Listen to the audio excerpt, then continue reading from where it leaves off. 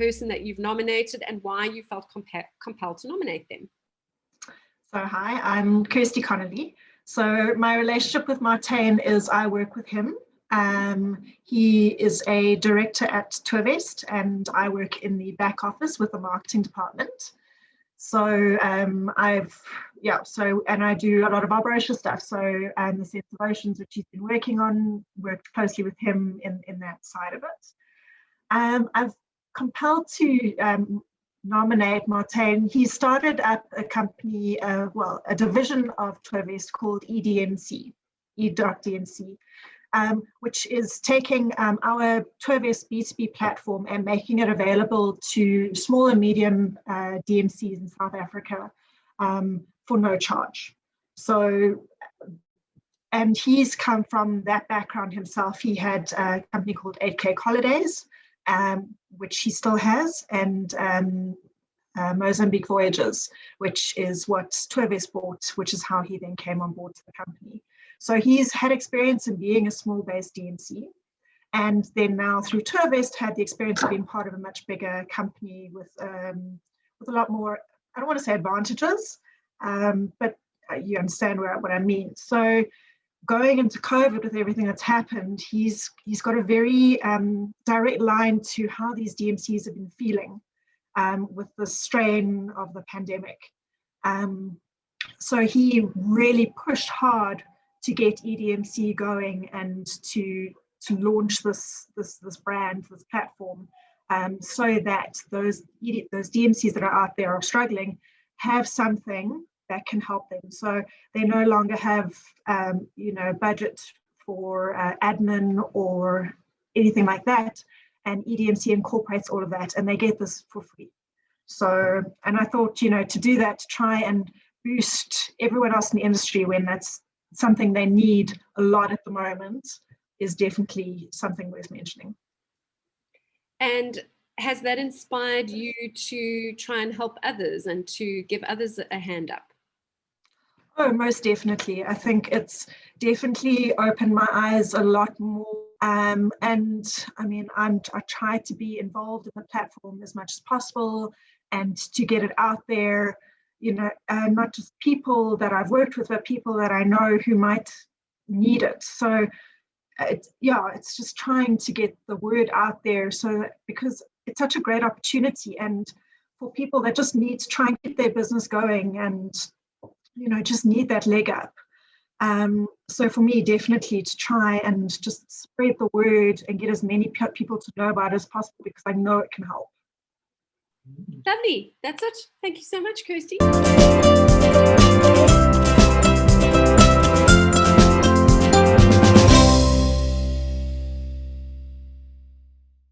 Martijn, tell us a little bit about you. Give us some background about you in the tourism industry, your journey up until now, and where you are at the moment. Okay, so my name is Martijn Mellaart. As you can hear, it's originally from Holland. I grew up as a child in an expat family. My father worked for United Nations and did development work in West Africa. And when he got a post in 1991 in Mozambique, I came for the first time to Mozambique. I saw South Africa. I saw an opportunity. Having grown up in Africa, I thought, okay, this is my chance to get back here. And the gap was where I saw the gap was tourism.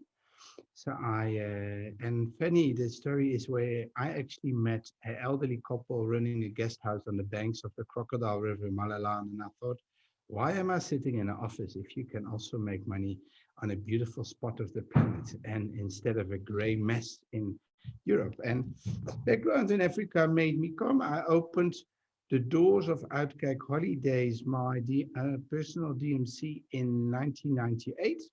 Based out of Nelspruit, and I combined Mozambique because that was a country I knew and I saw the potentials there. They came out of a war, and I actually been a pioneer in Mozambique tourism. My nickname at the trade shows was Mr. Mozambique, and if everyone didn't know, they would ask me, which was great, including Tourvest, and Tourvest eventually said, I think you should join our team.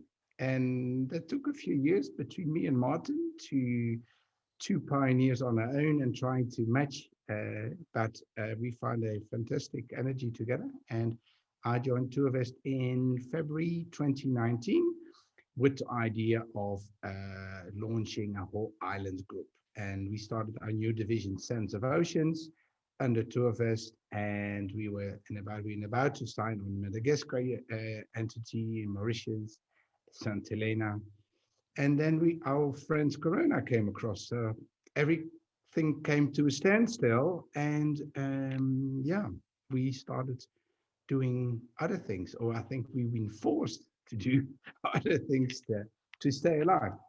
So that's briefly how I then the last 23 years in South Africa for me. So you switched up and went back to a desk, and now because of coronavirus have had to pivot. Tell us a little bit about what it is that you've been doing to change your circumstances and the circumstances of others as a result. I think we are, of course, when March hit and we suddenly start incomes being diminished to zero, and we soon find out that April, May, June, this was going to last. And we had a board meeting. We said, guys, let's come out stronger and see what we can do. What can we do together? We can't do this on our own. And we had a project and the project was called EDMC before, where we would monetize our database. And we tried to set it up and it actually didn't work. So we had parked it a year before Corona hit us. And I took it off the shelf and I said to Martin, our CEO, I said, would you mind trying to actually bring this back into the trade? And the idea was there's so many people being retrenched. We saw it happening in our company. We saw it happening all around us. And thought, if these people who have been working for 20 years, these probably the pioneers of South African inbound tourism, they now ending on the street. Are we going to let them go and go into other industries, or are we going to help them? Now, what do they need? They have no income, so the costs are zero. So we monetized our database and said, come on, join us. We do the procurement for you. We'll have a loaded reservation system for you. We have a maintained reservation system for you, so you don't need all that staff. You have one payment portal. You just pay us once a month on statement, so you don't need to pay every single entity you add into a tour. And you can actually work from home on your laptop and concentrate on sales and set up your company. Because it's easier said, they have the knowledge. All these experts have the knowledge, but they lack the access to a comprehensive database at, of course, a competitive rate. So I worked a few months on it. I tweaked it and we made it ready. It's only for I must say, for the South African-based DMCs or Southern African, Namibia, Botswana, DMCs can make use of it as well. And it's reaching out a hand and say, guys, join us. There's a minimum markup on our rates. There's absolutely no hidden costs. There is no cost. You can join for free. You don't sign a contract, but you have a fully operational system for you to be very quickly operational and effective to your clients. And how has it been? How has it been received? You're giving this technology for use for free, but I guess the situation at the moment is that people's mindsets are not in an entrepreneurial space, and it requires them to be entrepreneurial. So what is the feedback that you've received? Okay, we launched on the 1st of November. The 1st of November, we got quite a good response from the initial launch. I think we signed up about close to 15 DMCs by now. We also allocated that it's predominantly for the medium and small DMCs who are lack of system. The bigger ones still have their systems. The bigger organizations might have had also a little bit more cash to save themselves or mothball their companies in that way. Others, those who had been retrenched or those who had to dramatically reduce and cut all the overheads, including systems, licenses, staff to operate, there the system kicks in as an assistant because it provides a platform, a bookings platform. So the DMC will still do all the sales work. They do the quotes. They use our system to rate accessibility. They can make quotes. They can make itineraries. Only once it becomes a booking they actually kick into gear. Our system processes the booking. We have a dedicated consultant available per DMC. They will then handle the booking, confirm, and once the booking is confirmed and invoiced, it's back to the original DMC. So we literally are, how would you call it? We're almost a booking.com on steroids, because we have far more services for the DMC environment. Having come from that environment and launching a startup yourself, what are some of the things that you know that your peers in the tourism industry are feeling and grappling with at the moment? You hit the nail on the head, is because that's exactly where I picked it up. Having started our own DMC from scratch and built it out to a medium-sized company, and then after 20 years having joined a corporate, I quickly found what the corporates had. I also saw where the gaps are for smaller DMCs, and found out I could very quickly feel the pain of the DMCs. Not only financial, because of course that was the first, but also staff. If you eventually don't have staff to run your systems or to keep your systems up, which are crucial, and it comes at a high cost and many hours. And besides that, the development, there is a whole team at TourVest continuously developing this software, which is an in-house developed program. So as a smaller DMC, there is just no funds for that. You can only buy off-the-shelf software and then tweak it to your company, but you can't really create certain demands. If certain clients have demands of functionalities, which in-house developed software we can. So I think that I very quick saw that the benefits from both, and I definitely used my 20 years of startup entrepreneurial DMC combined with the corporate environment I've joined now. What is your prediction for the next 6 to 12 months, not only in that eDMC space, but in general in the DMC space? What do you see? I've been optimistic till January. I told everyone, don't worry, it's going to be okay. And actually after Christmas, I maybe got a wake-up call. Maybe I didn't want to see it. I think if I look at the space, vaccines are becoming suddenly. First we talk borders, now we talk vaccines. So what's next? First is borders, then it's second waves, and then it's vaccines. So, that's number 3. What's number 4? I don't know. My prediction is that it will ease up. Numbers are dropping. So probably August, September, we might get some more guests. In the DMC space, I'm sure people are with me on that thought and trying to survive and using their last resources to pull through there. What I see in the international agents market as well is that there is a lot of amalgamations, a lot of tour operators starting working together. They buying packages from each other, and I think in the DMC, those who have made it and managed to keep their heads above water will, but the numbers will have to come quick. If we're going to run at 30 or 40%, what was the prognosis for the rest of the year? That might just not be enough. And so yes, the eDMC at no cost would definitely come in as a helping hand, where I'm saying, guys, just use the system. And like I said, there's no contract to it. Use it, even if you use it for 6 months to bring yourself up to scratch and walk your own way. But it's definitely a tool out there. What a lot of people in need of data and in need of progress or progressing their companies could use.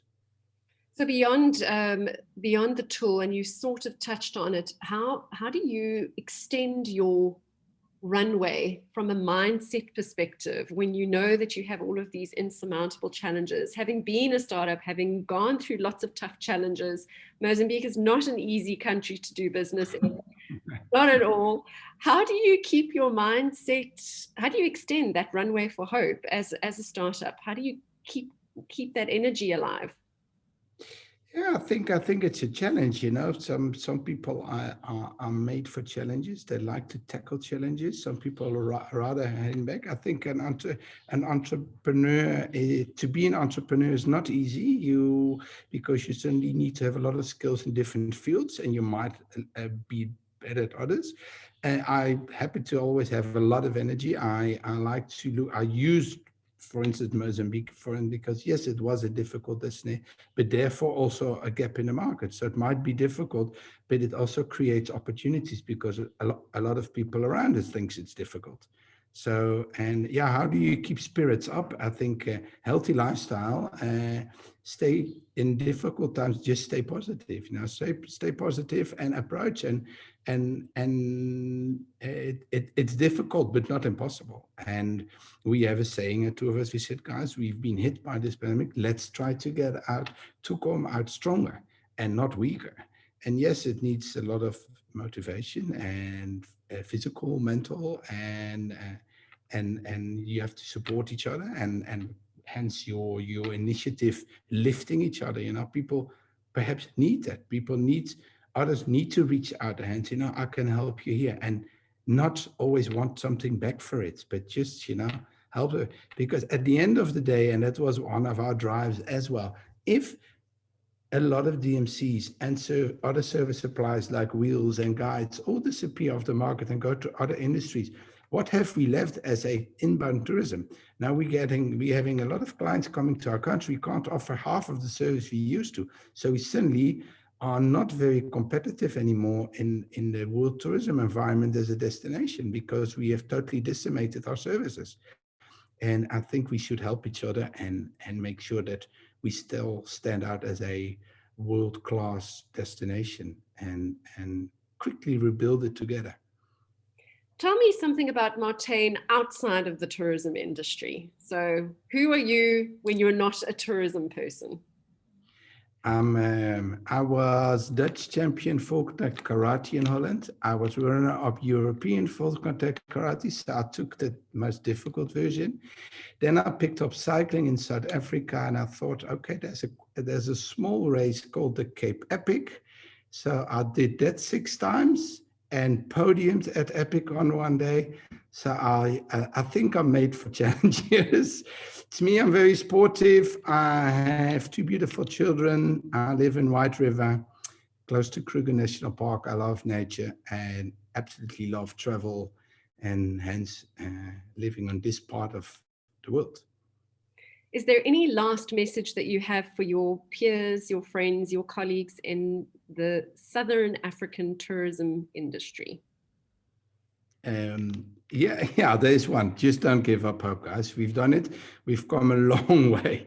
We all together have come a long way, and I think it's not easy, but hang in there. There will be a change, and I would say everyone who wants to invite, they're more than welcome to reach out on the EDMC website. They're more than welcome. My personal details are on there. They reach out to me. I'll gladly be of assistance. If there is small SMEs around, would love to have a bit of background, I'll gladly help, because at the end of the day, having a healthy tourism environment we all benefit from it.